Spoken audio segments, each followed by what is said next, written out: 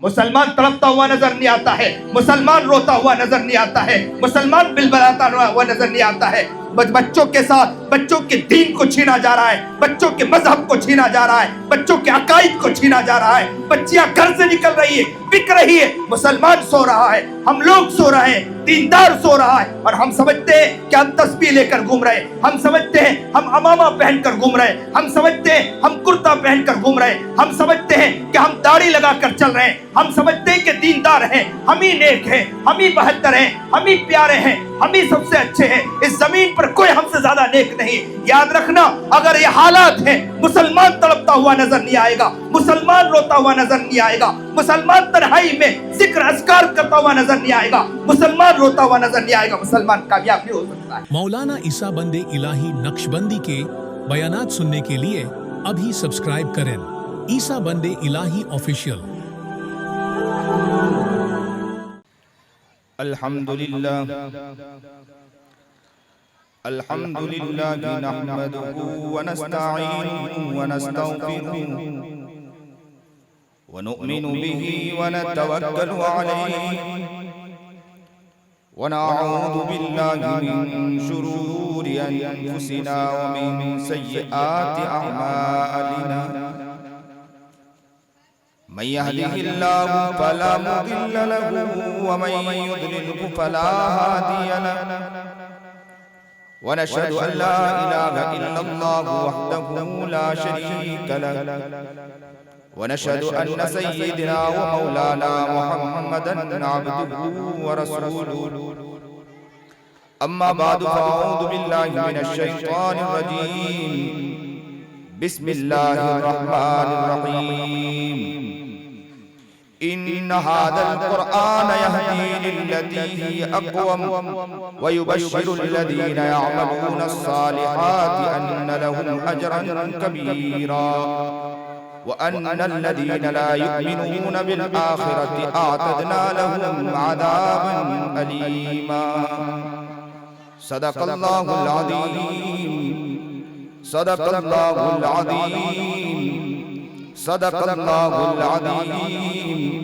صدق الله العظيم صدق الله العظيم وصدق رسوله النبي الكريم ونحن على ذلك من الشاهدين والشاكرين والحمد لله رب العالمين اللهم صل على سيدنا محمد وعلى آل سيدنا محمد وبارك وسلم اللهم صل على سيدنا محمد وعلى آل سيدنا محمد وبارك وسلم اللهم صل على سيدنا محمد وعلى آل سيدنا محمد وبارك وسلم۔ واجب الاحترام قابل تکریم بزرگان محترم، اسٹیج پر ہمارے بڑے اکابر بھی موجود ہیں،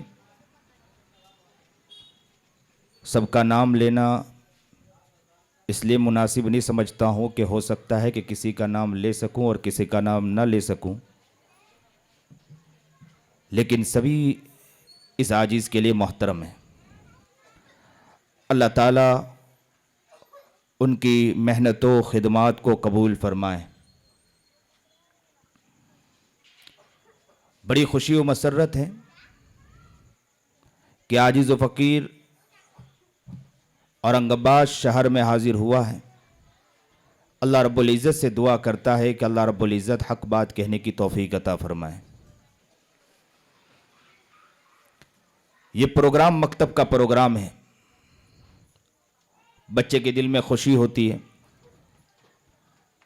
مولانا ماشاءاللہ یہاں تشریف فرما تھے، ان کی بھی خواہش تھی کہ سارے طلباء کو انعام مل جائیں تاکہ انہیں ان کی خوشی دوبالا ہو جائے۔ سچ بات یہ ہے کہ طلباء کو جب انعام ملتا ہے ان کی خوشی دوبالا ہو جاتی ہے۔ قرآن کریم کی یہ آیت جو اس عاجز نے تلاوت کی ہے، اللہ رب العزت کیا فرما رہا ہے؟ ان ھذا القرآن یہدی للتی ہی اقوم۔ یہ قرآن کریم ہے، ہدایت یافتہ ہے،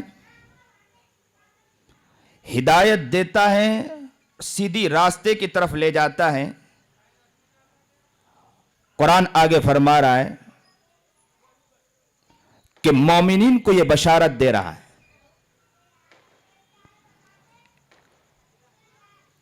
قرآن ہی اگر اس کو مضبوطی سے پکڑ لیں تو انسان راہ ہدایت کی طرف، سیدھے راستے کی طرف بڑھتا چلا جائے گا۔ اور یہ قرآن اللہ کا کلام ہے، انسان کا کلام ہو، اسی لیے اکثر و بیشتر یہ لفظ کہا جاتا ہے کہ بعض فرد وہ ہوتے ہیں کہ جس کی زبان اتنی میٹھی ہوتی ہے کہ وہ اگر گفتگو کرتا ہے، اس کی گفتگو اس کے دل میں ایسی اتر جاتی ہے، سامنے والوں کے دل میں اتر جاتی ہے، سامنے والا خوش ہو جاتا ہے، اس لیے کہ اس کا کلام ہے۔ جس کا کلام ہے، انسان کا حال یہ ہے کہ ایک انسان سے ملتا ہے، سامنے والے کے کلام ایسی، سامنے والے کی گفتگو، سامنے والے کی باتوں کو سن کر اس کے دل میں اتر جاتی ہے۔ جب گفتگو اترتی ہے تو کہنے والا کہتا ہے کہ کیا گفتگو فرمائی ہے، اور یہ کلام کس کا کلام ہے؟ اللہ رب العزت کا کلام ہے۔ مائک میں خشکی ہے، گلا کھینچ رہا ہے۔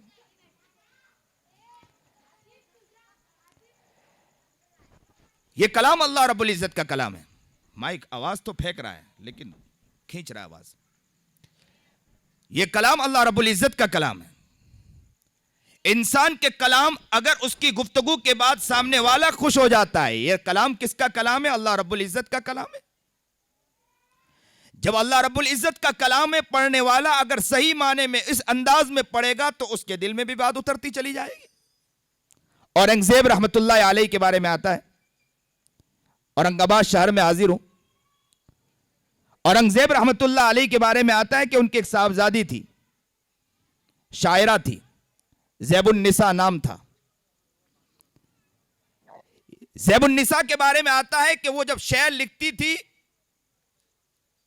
تو لوگ اس کے شعر کو سن کر اش کرنے لگتے تھے، زبردست اس کے اشعار ہوا کرتے تھے۔ اورنگزیب رحمت اللہ علیہ کا دربار لگتا تھا، زیب النساء رحمت اللہ علیہ ان کے اشعار آ جایا کرتے تھے۔ اشعار جب جیسے دربار میں پہنچتا تھا، وہ اشعار پڑھے جاتے تھے، لوگ اش کرنے لگتے تھے، زبردست ان کے شعر ہوا کرتا تھا۔ زیب النساء رحمت اللہ علیہ وہ بھی خود باپردہ تھی، پردے میں رہا کرتی تھی، وہ دور تھا پردے کا، اہتمام تھا پردے کا۔ اورنگزیب رحمت اللہ علیہ کی بیٹی تھی، ویسے ہی تو دربار میں نہیں آتی تھی، تو شعر لکھ کر بھیج دیا۔ دربار میں ایک شخص تھا، وزیر تھا، اس نے جب یہ سنا، شعر دیکھا تو اس کے دل میں خواہش پیدا ہوئی کہ کاش کہ میں بھی ایک مرتبہ زیب النساء کو دیکھ لیتا، کیا شعر ہے اس کا۔ سننے کے بعد دل میں خواہش پیدا ہوئی کہ کاش کہ زیب النساء کو ایک نظر دیکھ لیں۔ جب یہ دل میں خیال آیا کہ زیب النساء کو ایک نظر دیکھ لیں تو اس نے ایک چٹھی لکھی، ایک پرچی لکھی زیب النساء کو، اور کہا کہ میں ایک نظر تمہیں دیکھنا چاہتا ہوں۔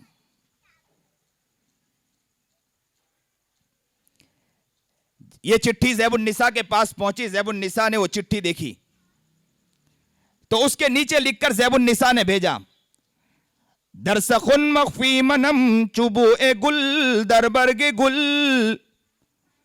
در سخن مخفی منم چوبو اے گل در برگ گل، ہر کے ازمن میل دارد دل در سخن بیند مرا۔ زیب النساء نے شعر لکھ کر بھیجا کہ میں اپنے کلام میں ایسی چھپی ہوئی ہوں جیسے گلاب کی پنکھڑیوں کے اندر خوشبو چھپی ہوتی ہے، میں اس طرح اپنے اشعار کے اندر اپنے کلام میں چھپی ہوئی ہوں۔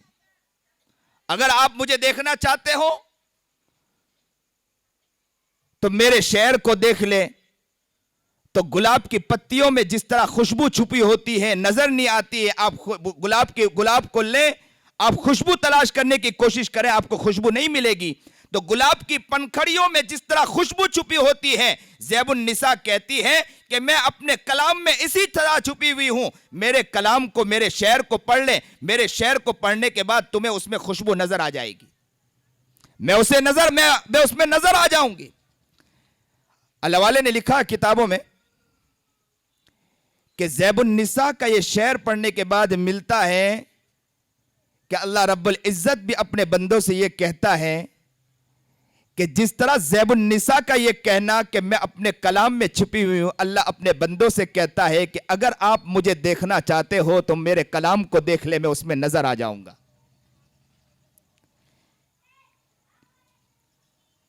میرے کلام کو اس محبت کے ساتھ پڑھو تو صحیح، میں اس میں نظر آ جاؤں گا. میرے کلام کو اس نظر سے دیکھو تو صحیح، میں اس میں نظر آ جاؤں گا.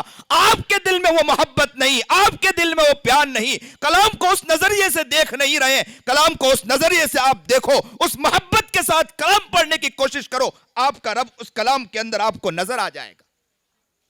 کہاں ہے وہ انسان ملتا ہے، کہاں ہے وہ فرد ملتا ہے جو کلام اللہ کو لے کر چلے؟ یہی کلام اللہ ہے جو انسان کو تقویت دے گا، یہی قرآن ہے جو انسان کو آگے بڑھائے گا، یہی قرآن ہے جو انسان کو ہمت عطا کرے گا، یہی قرآن ہے جو انسان کو آگے بڑھائے گا. لیکن انسان ہے، مسلمان ہے جو اسی قرآن کو چھوڑے بیٹھا ہے. انسان کہہ تو رہا ہے قرآن کریم، لیکن قرآن کریم پڑھنے کے لیے مسلمان تیار نہیں ہے، قرآن کریم دیکھنے کے لیے مسلمان تیار نہیں ہے، قرآن کریم پڑھنے کے لیے مسلمان تیار نہیں ہے، قرآن کریم کی طرف نظر دوڑانے کے لیے مسلمان تیار نہیں ہے. قرآن کریم تو پڑھے. ہمارے حضرت والا تو کہا کرتے ہیں کہ قرآن کریم سمجھ کر پڑھنا تو واجب ہے. یہ عاجز اکثر کہتا ہے یہ بات، قرآن کریم سمجھ کر پڑھنا واجب ہمارے حضرت والا تو کہتے ہیں. اور آج حال تو یہ ہے کہ مسلمان قرآن اٹھانے کے لیے تیار نہیں. تاکوں میں قرآن سجا ہوا ہے، لیکن مسلمان اور کیا سمجھتا ہے کہ مکتب میں ہمارے بچے کو بھیج دیا قرآن کریم کے لیے اور وہ قرآن کریم پڑھنے کافی ہے. ہمارا کوئی کام نہیں، نہ اس کی طرف نظر ہے، نہ اس کی طرف توجہ ہے، نہ اس طرف توجہ دیتے ہیں، نہ دھیان دیتے ہیں کہ قرآن پڑھنا چاہیے. ایک شخص وہ ملتا نہیں ہے جو قرآن پڑھنے والا اور قرآن سے محبت کرنے والا اور قرآن کریم کی طرف توجہ کرنے والا. اگر انسان قرآن کریم پڑھے، قرآن پر توجہ کرے، قرآن کو دیکھے تو یاد رکھے وہ انسان کامیاب ہوتا چلا جائے گا. لیکن مسلمان قرآن سے کوسوں دور نظر آتا ہے. جب قرآن پڑھنے کے لیے تیار نہیں، اس کے الفاظ و معانی کو کیا دیکھے گا، اس کے الفاظ کو کیا درست کرے گا. یہ عاجز اکثر و بیشتر ایک واقعہ نقل کرتا رہتا ہے اس ضمن کے ساتھ کہ بڑے کاف کے ساتھ پڑھیں قل هو اللہ احد، ترجمہ ہوگا کہہ دیجئے اللہ ایک. چھوٹے کاف کے ساتھ پڑھیں قل هو اللہ احد، ترجمہ کیا ہوگا؟ کھا لیجئے اللہ ایک. قلب کا معنی بڑے کاف کے ساتھ ہے، دل چھوٹے کاف کے ساتھ بولو. قلب تو معنی ہے کتا. پورا معنی اور پورا ترجمہ بدل گیا. حضرت والا حضرت مولانا ابرار گھردوئی رحمت اللہ علیہ تشریف لائے تھے بمبئی کے اندر. حضرت والا نے بمبئی کے اندر جیسے ہی ایک بلڈنگ کے پاس پہنچے، اپنے خداموں سے لوگوں سے کہا کہ آپ لیفٹ نیچے لائیں. کسی نے کہا حضرت اسے لیفٹ نہیں کہتے ہیں، لفٹ کہتے ہیں. کہا میں وہی تو کہہ رہا ہوں کہ لیفٹ نیچے لائیں. تو کہا حضرت اسے لیفٹ نہیں کہتے ہیں، لفٹ کہتے ہیں. تو کہا کہ بابا میں وہی تو کہہ رہا ہوں کہ لیفٹ نیچے لائیں. اس شخص نے کہا حضرت اسے لیفٹ نہیں لفٹ لفٹ لفٹ کہتے ہیں. حضرت کا چہرہ سرخ ہو گیا کہ تیری انگریزی میں غلطی کرتا ہوں تو تجھے غصہ آتا ہے، قرآن میں غلطی کرتا ہے رب کو غصہ نہیں آتا ہوگا. آج کا مسلمان قرآن سیکھنے کے لیے تیار نہیں، آج کا مسلمان قرآن پڑھنے کے لیے تیار نہیں ہے، آج کا مسلمان قرآن سے رہنمائی لینے کے لیے تیار نہیں. مسلمان بازار تو گرم کر سکتا ہے، مسلمان بیٹھ کر چوراہے پر بیٹھ کر غیبت، چغلی، حسد، بغض، ریاکاری، جھوٹ، دغابازی، دھوکہ تو کر سکتا ہے، فریب تو کر سکتا ہے، بدماشی تو کر سکتا ہے، عیاری تو کر سکتا ہے، لیکن قرآن مسلمان پڑھنے کے لیے تیار نہیں ہے. نبی کی سنتوں کو اپنی زندگی میں اتارنے کے لیے مسلمان تیار نہیں. آج کا مسلمان کہاں جا رہا ہے؟ ہر انسان کو اس پر توجہ دینی کی ضرورت ہے. قرآن کلام اللہ کا کلام، قرآن پر توجہ دے، قرآن قرآن کو اپنی زندگی میں اتارے. جب انسان قرآن کریم کو اپنی زندگی میں اتارے گا تو انسان کامیاب ہو جائے گا. یہ عاجز ایک بات کہتا ہے کہ اللہ رب العزت کو بقا ہے فنا نہیں. جب اللہ رب العزت کو بقا ہے تو اللہ رب العزت کے کلام کا بھی بقا ہے. اللہ رب العزت کے کلام کا بھی فنا نہیں. جب اللہ رب العزت کے کلام کا بھی فنا نہیں ہے، اس کے پڑھنے والا، اس کو اپنے دل میں اتارنے والا اور قرآن حافظ جو ہوتا ہے، قرآن کو اپنی زندگی میں اتارنے والا ہوتا ہے، وہ انسان کی اپنی زندگی اپنے روحانیت کے اعتبار سے کبھی فانی نہیں ہو سکتی. اس کو فنا نہیں ہو سکتی. ان هذا القرآن يهدي للتي هي اقوم. قرآن آپ کو سیدھا راستہ دکھائے گا. یہی تمہیں سیدھا راستہ دکھانے والا وہی بشیر المؤمنین اور مومنین کو بشارت دے رہا ہے. انسان کامیاب ہونا چاہے تو قرآن کو اپنی زندگی میں اتارے، قرآن کو اپنے دل میں اتارے، سینے میں اتارنے کی کوشش کریں. مبارکبادی کے لائق ہیں ان بچوں کو.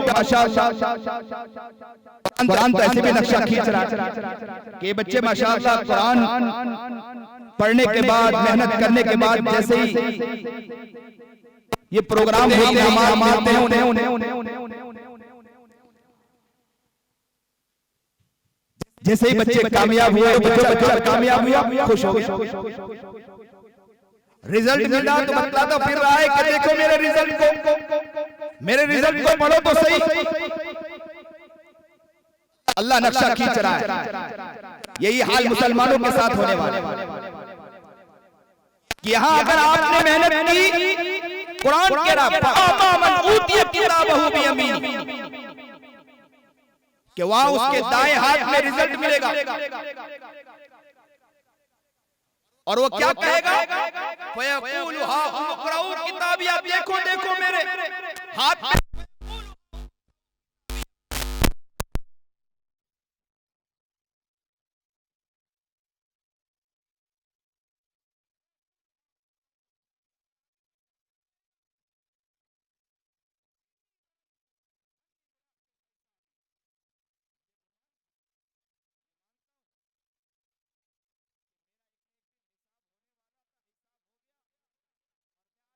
ہو گیا مجھے خوشی ہے. فَهُوَ فِي عِيشَةٍ رَاضِيَةٍ میں بہت خوش ہوں اور عیش اور بندہ خوش ہو جائے گا وہاں پر فی جنت عالیہ کے درجات بلند ہو جائیں گے. ایک بچہ کامیاب ہوا تو بچہ خوش ہو جاتا ہے اور لوگوں کو بتلاتا ہے کہ رزلٹ ملا میں کامیاب ہو گیا اور کامیابی کی خوشی کہتا ہے اور اس کے درجات بلند ہو جاتے ہیں لوگوں کے درمیان. اس کو لوگ بڑی نظر سے دیکھنے لگتے ہیں. انسان جب یہاں محنت کرے گا، اچھائی کرے گا، وہاں وہ کامیاب ہوئے گا اور کامیاب ہونے کے بعد لوگوں کو کہتا پھرے گا اور اس کے درجات بلند ہو جائیں گے. انسان ہر انسان ہر اعتبار سے سے معلوم انسان سے معلوم ہم لوگ حال یہ ہے کہ ہم غور کبھی نہیں کرتے. ہم اس طرف کبھی توجہ نہیں لے جاتے. ہر چیز میں انسان غور سے معلوم ہوگا انسان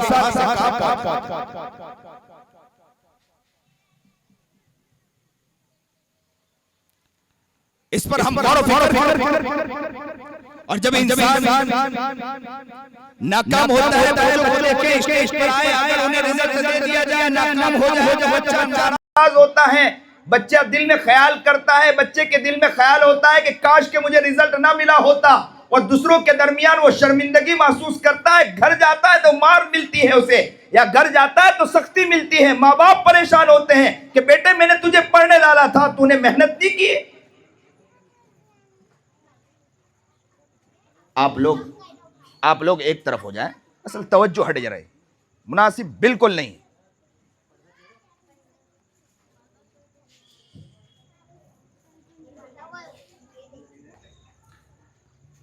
جب انسان کی توجہ اس بچے کی طرف جاتی ہے، بچہ شرمندگی محسوس کرتا ہے، بچہ سوچتا کہ کاش کہ مجھے یہ رزلٹ نہ ملا ہوتا.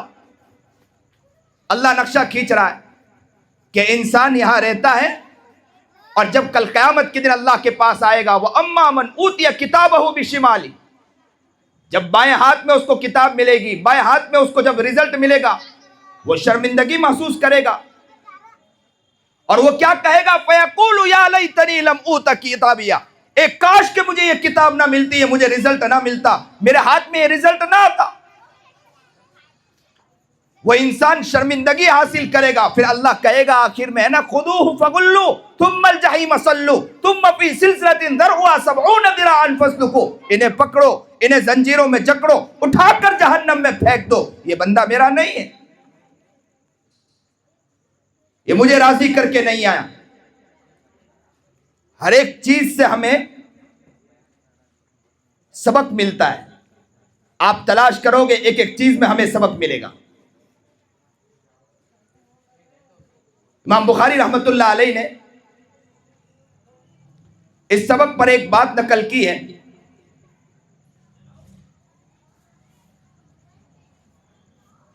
کہ اللہ رب العزت نے کھانے اور پینے کے لیے ایک منہ دیا ہے، اور جب انسان کھاتا ہے اور پیتا ہے اس کے نکلنے کے لیے دو جگہ دی ہے، ایک جگہ نہیں ہے. ایک منہ اور نکالنے کے لیے دو جگہ. یہاں سے بھی سبق ملتا ہے. امام بخاری رحمت اللہ علیہ نقل کرتے ہیں کہ یہاں سے بھی سبق ملتا ہے. کیا سبق ملتا ہے؟ کہ اگر ایک ہی جگہ ہوتا تو ہو سکتا ہے کہ یہ نقصان ہو سکتا ہے کہ پانی ہی بہتا رہتا، پیشاب کے قطرے نکلتے رہتے، انسان اس کو روک نہیں سکتا. یہ اللہ رب العزت کی قدرت. عجیب بات ہے. سری سقطی رحمت اللہ علیہ نقل کرتے ہیں، سری سقطی رحمت اللہ علیہ نقل کرتے ہیں کہ ایک مرتبہ میں سوچنے لگا اور اللہ سے گفتگو کرنے لگا کہ اے اللہ، عجیب معاملہ ہے کہ جب تک انسان دنیا میں ہو، دنیا میں انسان رہتا ہے یا انسان دنیا میں پیدا ہوتا ہے تو اس کے کھانے اور پینے کے لیے منہ کا استعمال ہوتا ہے، اور پیٹ میں جب بندہ رہتا ہے، پیٹ میں جب بچہ رہتا ہے تو منہ کا استعمال نہیں ہوتا ہے، اس کو نالی سے کھلایا جاتا ہے. کیا وجوہات ہے؟ تو اللہ رب العزت نے الہام کیا سری سقطی رحمت اللہ علیہ، بہت بڑے نیک ولی انسان تھے. کیا الہام کیا کہ میرے بندے، جب بچہ پیٹ میں رہتا ہے تو عورت کا جو حیض ہوتا ہے اس کو روک دیا جاتا ہے. وہ حیض جمع ہوتا رہتا ہے. بچہ جیسے ہی بڑا ہوتا ہے پیٹ کے اندر جب کھانے کے لائق ہوتا ہے تو ناف کے سہارے سے، اس نالی کے سہارے سے اس حیض کو اس کے لیے کھانا بنا دیا جاتا ہے. اور جب بچہ پیدا ہو جاتا ہے اور اس حیض کا خون باقی رہتا ہے تو وہ نفاس کی صورت میں نکل آتا ہے. تو اللہ رب العزت نے الہام کیا کہ میرے بندے، بات دراصل یہ ہے کہ جب بندہ اگر اس حیض کا خون ہے، میرا دل نہ چاہا کہ اگر بندے کو منہ سے دوں گا تو وہ حیض کا خون اس کے منہ میں جائے گا، اس لیے پیٹ کے سہارے، اس کے نالی کے سہارے اس کے پیٹ میں کھانا پہنچایا جا رہا ہے. تو سری سقطی رحمت اللہ علیہ نے دل ہی دل میں اللہ سے دعا کی اور کہا کہ اے اللہ، جب بچہ پیٹ میں رہتا ہے تو نالی کے ذریعے تو خون کا قطرہ، خون جو ہے حیض کا خون ہے، اس کو منہ کے ذریعے نہیں ڈالتا ہے، پیٹ کے ذریعے پہنچاتا ہے. اے اللہ، میں آج سے دعا کرتا ہوں کہ اس منہ کو تو نے پیٹ میں بھی محفوظ رکھا ہے، اب حرام کا نوالا یا غلط بول اس منہ کے ذریعے میں کبھی نہیں کروں گا. اللہ اکبر کبیرہ. آج کا مسلمان ذرا دیکھیں اس منہ کے ذریعے کیسے استعمال کر رہا ہے. لوگوں کے عزت کی دھجیاں مسلمان اڑا کے رکھتا ہے، لوگوں کے ساتھ، لوگوں کے عزت کے ساتھ کھیلتا ہے. غیبت ہماری زندگی میں चुगलियां हमारी जिंदगी में, बुग़्ज़ हमारी जिंदगी में, लोगों के इज्जत के साथ खेलना, ये हमारी जिंदगी का महवर बन चुका है।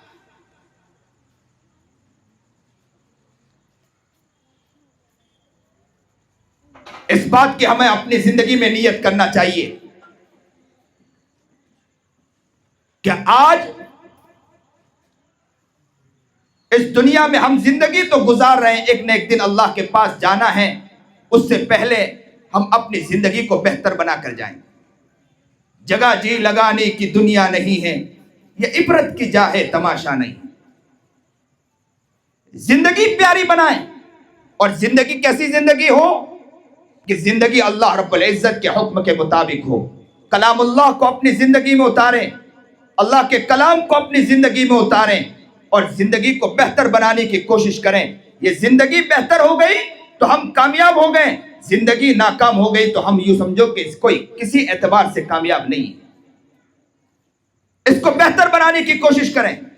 ये बच्चे माशाअल्लाह मकतब में आते हैं, तालीम हासिल करते हैं, अल्लाह इन बच्चों को कबूल फरमाए, अल्लाह इन बच्चों को नेक बनाए, अल्लाह इन बच्चों को मुत्तकी और परहेजगार बनाए, सुन्नत और शरीयत पर चलने की तौफीक अता फरमाए। हर शख्स नियत करे, बच्चे पढ़ रहे हैं, हम भी पढ़ने की नियत करेंगे इंशाअल्लाह, हम भी तालीम हासिल करने की कोशिश करेंगे इंशाअल्लाह। उलमा के पास जाएंगे, उनसे जाकर कहेंगे हमें कुरान पढ़ाइए, हमें तालीम दीजिए। हम दीन को अपनी जिंदगी में लाने की कोशिश करना चाहते हैं, हम अपनी जिंदगी में दीन को लाएंगे। जिंदगी को बेहतर बनाने की कोशिश करें, जिंदगी को प्यारा बनाने की कोशिश करें। शेखुल हिंद रहमतुल्लाह अलैह को माल्टा में कैद कर दिया गया। माल्टा में शेखुल हिंद को कैद किया गया। माल्टा मिस्र के अंदर है। वहां जब कैद किया गया, मौलाना हुसैन अहमद मदनी रहमतुल्लाह अलैह ने भी अपने आप को वहां पेश कर दिया और कहा कि मैं हजरत की खिदमत में रहना चाहता हूं। उनके ऊपर कोई केस नहीं था, सिर्फ हजरत की खिदमत के लिए अपने आप को हवाले कर दिया मौलाना हुसैन अहमद मदनी रहमतुल्लाह अलैह ने। उनकी खिदमत में रहने लगे। कहते हैं रात की सख्त ठंडी, जिसकी वजह से पानी ठंड हो जाया करता था, मौलाना हुसैन अहमद मदनी रहमतुल्लाह अलैह रात भर जागते थे सिर्फ इसके लिए कि जो पानी है वो ठंडा हो जाता है। एक चीज के अंदर, गिलास के जग के अंदर पानी को लेते थे और अपने दोनों पैर के अंदर दबाकर बैठे रहते थे, पूरी रात बैठते थे और सुबह में उस्ताद को पेश करते थे। गर्म तो नहीं होता था, लेकिन ये है कि इतना उसके अंदर सादगी यानी ठंडा बुरूदत नहीं आती थी, और वो पानी उस्ताद मोहतरम को पेश कर दिया करते थे। उस्ताद को पेश किया, उस्ताद खुश हो जाया करते थे। अंग्रेज का हाल यह था कि सजा के तौर पर कभी कभी जहरीले सांप को छोड़ देते थे। जहरीले सांप को छोड़ दिया, जैसे ही सांप को छोड़ना था, मौलाना हुसैन अहमद मदनी रहमतुल्लाह अलैह ने अपने उस्ताद से कहा, उस्ताद बात दरअसल ये है कि एक जहरीला जानवर है, जगह छोटी है, नमाज कैसे पढ़ सकते हैं? हजरत ने कहा कि वो भी अल्लाह का मखलूक है, हमारा काम हम करते रहे, वो उनका काम करते रहे। हजरत वाला ने तहज्जुद की नमाज पढ़ी, नमाज पढ़ने के बाद दुआ मांगी, दुआ के बाद जिक्र में बैठे, और जब जिक्र करना शुरू किया, किताबों में लिखा है कि ला इलाहा इल्लल्लाह, ला इलाहा इल्लल्लाह का ज़र्ब लगाते थे। जैसे ही इल्लल्लाह का ज़र्ब लगाते थे, वो सांप बैठा था, वो सांप भी अपना सर उठाता था और सर उठा के पटकता था। और कहा, सांप ने भी बतला दिया कि जब अल्लाह का जिक्र होता है तो सांप भी इस तरह तड़पता है। इसलिए मौलाना नजीर अहमद पालनपुर के एक बहुत बड़े अल्लाह वाले गुजरे हैं, उनके बारे में भी आता है कि हजरत वाला नमाज पढ़ते थे, सामने शेर आकर बैठ जाता था।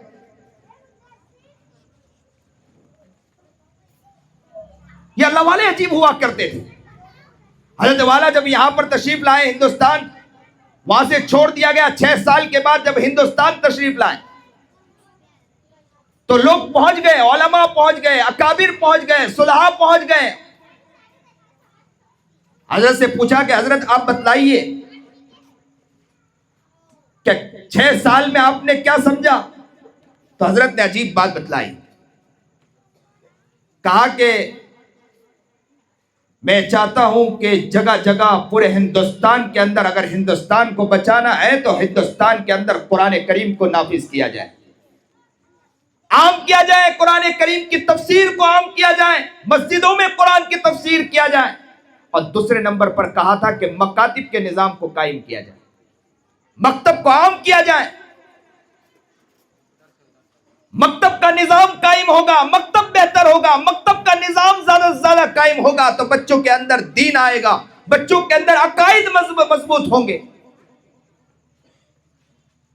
بچپن میں جو چیز بچوں کے دل پر نقش کر دی جاتی ہے وہ پتھر پر لکیر کے مثل ہوتا ہے. جس طرح پتھر پر لکیر مٹی نہیں ہے, اسی طرح بچوں کے دل میں, بچوں کے جو زندگی میں بچپن سے جو چیز ڈال دی گئی وہ بڑے ہونے تک کے ختم نہیں ہوتی. یہ بچے بڑے قیمتی ہیں. اسی لیے تو کتاب علماء نے لکھا ہے, اکابر نے لکھا ہے. اکابر فرماتے ہیں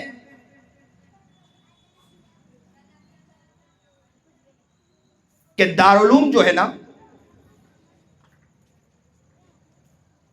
وہاں پر جانا تو فرض کفایہ ہے, لیکن مکتب کی جو تعلیم ہے فرض عین ہے. مکتب کی تعلیم فرض عین ہے. کیوں ہمارے اکابر کہتے ہیں فرض عین ہے؟ آپ جنازے پر جائیں, جنازے میں اگر جنازے کی نماز ہو رہی ہو, اگر کوئی نماز کے اندر نہ کھڑا ہو تو فرض کفایہ ہے, نماز نہ ہو تو کوئی گناہ نہیں. لیکن ظہر عصر فجر کی نماز ہے, آپ کو نماز پڑھنی ہوگی, فرض عین ہے. اسی طرح مکتب کی تعلیم, ان بچوں کو عقائد سکھانا, قرآن سکھانا, ان کی زندگی میں ضروری علم کو داخل کرنا ضروری.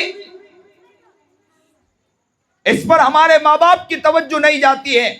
توجہ جاتی ہے تو اسکول کی طرف توجہ جاتی ہے, دنیاوی علم کی طرف توجہ جاتی ہے, اس طرف توجہ نہیں جاتی ہے. یہ فرض عین ہے.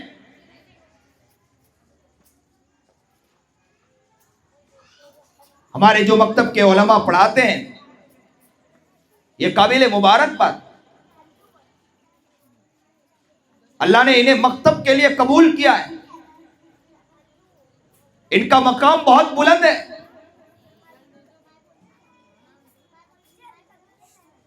یہ لوگ تو گونگے کو بولنا سکھاتے ہیں, نہ بولنے والے کو بولنا سکھاتے ہیں, زبان پر بسم اللہ کو جاری کرواتے ہیں. ان کا مقام بہت بلند ہے. مکتب میں پڑھانے والے جو اساتذہ ہوتے ہیں وہ اپنے آپ کو کم ہمت نہ سمجھے. یہ وہ ہیں کہ اگر یہ نہ پڑھائیں تو مدارس میں طلبہ نہ مل سکے. اللہ رب العزت ان کے خدمات کو قبول فرمائے, مکتب کے اساتذہ کو قبول فرمائے. آج ہر شخص اس بات کی نیت کریں کہ ہم خود بھی تعلیم حاصل کریں گے اور اپنے بچوں کو انشاءاللہ نیت کریں گے کہ انشاءاللہ ان کو بھی تعلیم دیں گے. انشاءاللہ ان بچوں کو مضبوط کریں گے. ان بچوں کو انہی بچپن کے اندر اگر علم دے دیا گیا, بچپن کے اندر قرآن سکھا دیا گیا, بچپن کے اندر عقائد سکھا دیا گیا, ان پر ہزاروں محنتیں کی جائیں, انشاءاللہ یہ آگے پیچھے نہیں ہو سکتے. ان کو مضبوط کیا جائے. اسی لیے تو کہتے ہیں کہ جہاں مکتب کی تعلیم کے بارے میں کہا کہ فرض عین ہے, وہاں ان کے اساتذہ کے بارے میں بھی کہا گیا کہ ان کے اساتذہ پر بھی بڑی ذمہ داری ہے کہ ان کے اساتذہ کس طرح ان بچوں کے پیچھے محنت کریں, ان بچوں کو بنانے کی کیسی فکر کریں. ان کے اوپر بھی ان کو توجہ کی ضرورت ہے. اللہ سے دعا گو ہوں کہ اللہ اس ادارے کو قبول فرمائے, ان کی محنتوں, کوششوں, کاوشوں کو قبول فرمائے. اللہ انہیں خوب کامیابی عطا فرمائے. علم دین کے لیے جو محنتیں کر رہے ہیں, کوششیں کر رہے ہیں, کاوشیں کر رہے ہیں, جہاں بھی محنتیں ہو رہی ہیں, علم الہی ہے, علم الہی کی طرف جو توجہ دی جا رہی ہے, جہاں بھی یہ علم وہ علم ہے کہ اس قرآن کو پہاڑ پر پیش کیا گیا تو پہاڑ نے بھی اسے قبول نہیں کیا. وہ اللہ کا شکر ہے اللہ رب العزت نے ہمیں پیش کیا ہے. ہمیں اس کی قدر ہونا چاہیے, علم الہی کی قدر ہونا چاہیے. یہ عاجز ایک بات نقل کرتا ہے, سیرت کی روشنی میں علم الہی کو نقل کرتا ہے کہ علم الہی کو جب اللہ کے رسول جناب سرکار دو عالم صلی اللہ علیہ وسلم تک جب پہنچانا چاہا تو اس سے پہلے اس کا کتنا خیال رکھا گیا. اس کا یہ خیال رکھا گیا علم الہی کو جب اتارا جا رہا تھا, فرشتے پہلے شیطان اوپر جایا کرتے تھے, شیطان کا اوپر جانا روک دیا گیا. دوسرے نمبر پر یہ کوشش کی گئی, دوسرے نمبر پر یہ کیا گیا کہ نبی کریم جناب سرکار دو عالم صلی اللہ علیہ وسلم کے سینے کو چاک کیا گیا اور قلب کو, دل کو نکالا گیا اور دل کو صاف کیا گیا. جبکہ نبی کریم جناب سرکار دو عالم صلی اللہ علیہ وسلم معصوم عن الخطا ہے, اس کے باوجود دل کو نکالا گیا, آب زمزم سے صاف کیا گیا. اور نبی کریم جناب سرکار دو عالم صلی اللہ علیہ وسلم تیسرے نمبر پر کہاں جا رہے ہیں؟ پہاڑ پہ جا رہے ہیں. اور کیا کر رہے ہیں پہاڑ میں جا کر؟ ذکر میں بیٹھے ہیں. پہاڑ میں جا کر ذکر میں بیٹھے ہیں. مائک سے ہٹے تو گیا آواز بالکل خشک آواز ہے.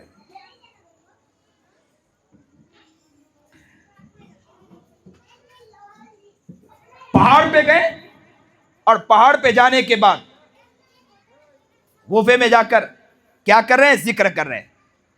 یہاں کتابوں میں لکھا ہے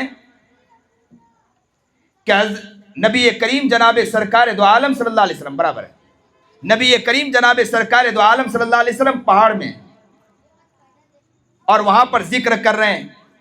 اور ذکر کتابوں میں یہاں تک لکھا ہے کہ ملت ابراہیمی پر اللہ کے رسول پہاڑ میں جا کر عمل کرتے تھے. بعض نے کچھ لکھا, بعض نے لکھا ہے, لیکن علامہ ذہبی رحمۃ اللہ علیہ نے لکھا ہے کہ پہاڑ میں جا کر نبی علیہ الصلوۃ والسلام کرتے کیا تھے. پہاڑ میں جا کر نبی علیہ الصلوۃ والسلام یہ کرتے تھے. علامہ ذہبی رحمۃ اللہ علیہ نے لکھا ہے کہ جس طرح بچے کی ماں کا انتقال ہو جائے تو بچہ زاروں قطار روتا ہے, بچے کی کیفیت تبدیل ہو جاتی ہے.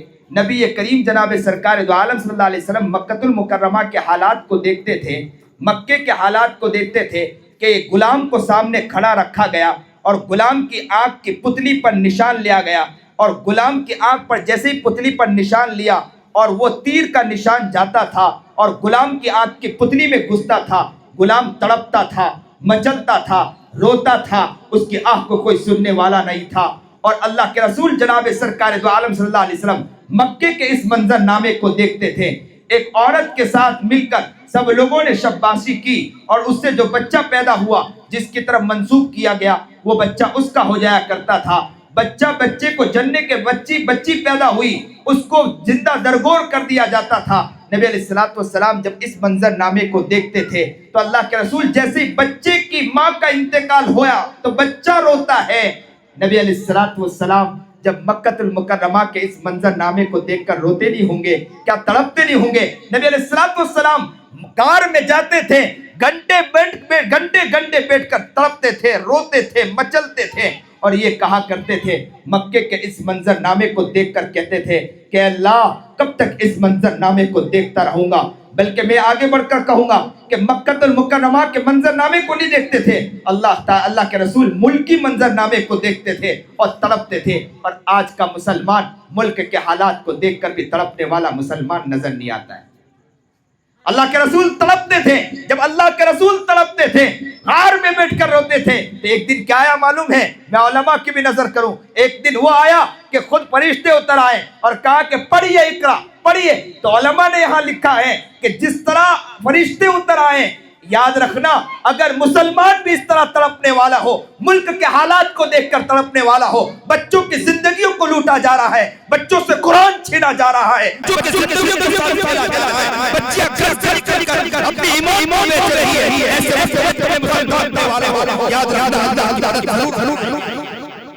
ایسا نہیں ہوتا. اللہ کی بات آتی ہے, اللہ تو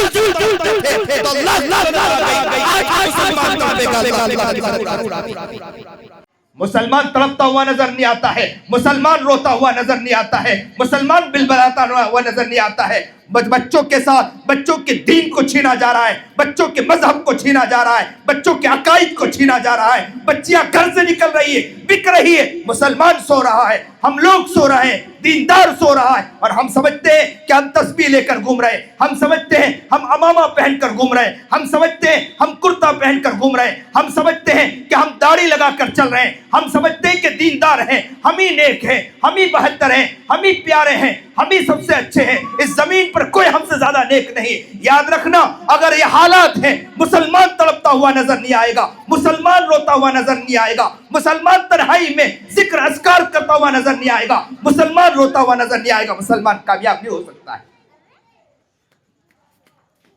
آج روئیں, اللہ سے گر رہے ہیں, دل ہی دل میں اللہ سے دعا کرے کہ ہم اتنے کمزور ہیں کہ ہم اللہ کے سامنے آج تک تڑپے نہیں, تنہائی میں بیٹھ کر روئے نہیں. ملک کے حالات کو دیکھ کر, منظرنامے کو دیکھ کر ہمارا دل آج تک رویا نہیں. اللہ ہمیں نیک بنائے, اللہ ہمیں متقی اور پرہیزگار بنائے, سنت و شریعت پر چلنے کی توفیق عطا فرمائے. جو بات اللہ نے کہلائی اللہ اس پر عمل کرنے کی توفیق عطا فرمائے. وآخر الدعوانا الحمدللہ رب العالمین.